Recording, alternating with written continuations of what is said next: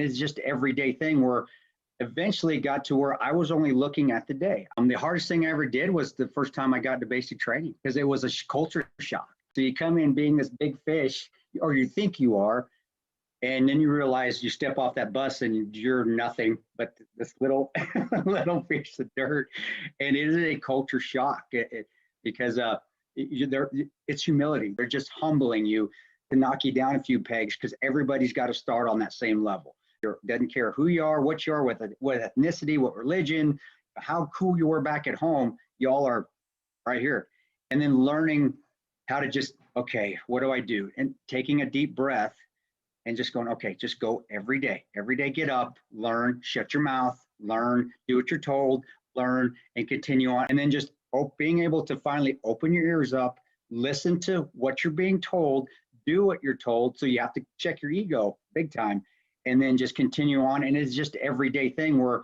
eventually got to where I was only looking at the day. And so what I learned to do is I just would, okay, take it day by day. Take it day by day. And when I started deploying, I didn't look at when my deployment was going to end. It was, okay, what do we got to do today? Yeah. And eventually you just go through day by day and you get used to it and you start doing well, and the trips actually don't seem that long, or the training doesn't seem that long. And that basic training that first time taught me how to just get through the day, listen, and don't worry about that graduation is still 5 months away.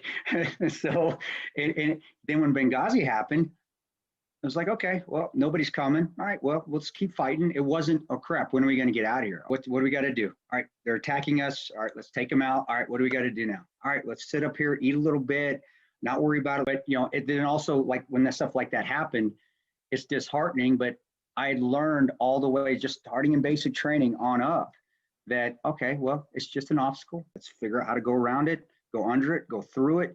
But you just keep grinding and you just keep moving forward, taking everything day by day and not looking when it's going to end. Because if the end's ways away, that